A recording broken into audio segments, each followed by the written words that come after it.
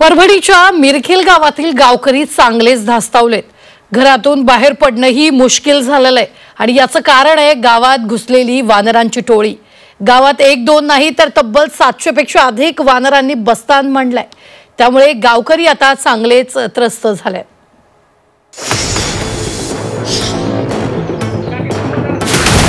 गावात नागरिकांपेक्षा वानर अधिक। परभणीच्या मिरखेल गावात वानरांचं बस्तान। वानरांच्या हैदोसामुळे गावकरी दहशतीत। रस्त्यावर निवांत बसलेली ही वानरांची टोळी। घर दुकानांवर उड्या मारणाऱ्या वानरांमुळे मिरखेल गावातल्या नागरिकांमध्ये भीतीचं वातावरण आहे। परभणीच्या मिरखेल गावात तब्बल 700 वानरांनी डेरा जमवलाय। गावात पाणी आणि झाडं असल्यानं वानरं गाव सोडायचं नाव घेत नाहीत। कधी हे वानर घरात चिरून भाकरी पळवतात तर कधी गाड्यांवर उड्या मारून नुकसान करतात।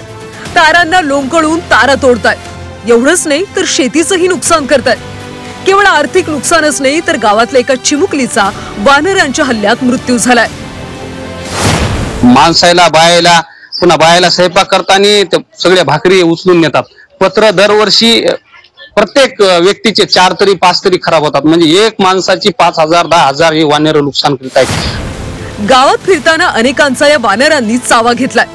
धक्कादायक म्हणजे वानरांच्या हल्ल्यामुळे देवीदासराव देशमुख या आजोबांना कायमचं अपंगत्व आलंय। एवढे पळापळ नुकसान भरपूर करत आहेत। आता वानरामुळे एवढे आम्ही त्रस्त झालेले, आमच्या पुढे पर्याय काहीच नाही। एक तर वानराला तरी राहू द्या किंवा मग आम्हाला तरी गावच्या बाहेर हाकलून द्या। अशी परिस्थिती सगळी आमची निर्माण झालेली आहे। वानर पत्र ठेवत नाहीत, लहान लेकराला बाहेर हिंडू देत नाही। बुजुर्ग माणसाला सकाळी दर्शनाला जाताना खूप त्रास देत आहेत। वानर पडत आहेत त्याला। आता तुम्हाला आम्ही 2-3 हे दाखवलेले आहेत। वन विभागानं याच्यावर कोणतीही कारवाई केलेली नाही। वानरांमुळे गावातल्या एका 1.5 वर्षाच्या मुलीला आपल्या जीवाशी मुकावं लागलं। आपल्या आजीसोबत जात असताना या मुलीवर वानरानं हल्ला केला, ज्यामध्ये तिचा मृत्यू झाला। प्रभाव द्यायला गेले दवाखान्यात, वानरानं उडी मारली, मी पडे बाळाला घेऊन दवाखान्यात नेलं।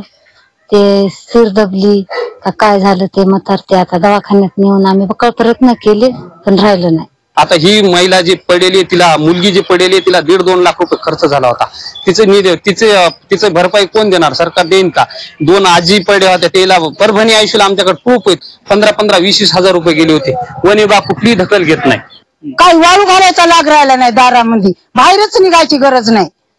कवर सोसाव नाही, पत्र वरीच झालं आणले नाही तर।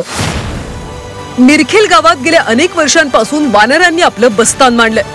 गावकऱ्यांनी वन विभागाकडे वारंवार निवेदन देऊन सुद्धा ढिम्म वन विभाग वानरांचा बंदोबस्त करत नसल्याचा आरोप होतोय।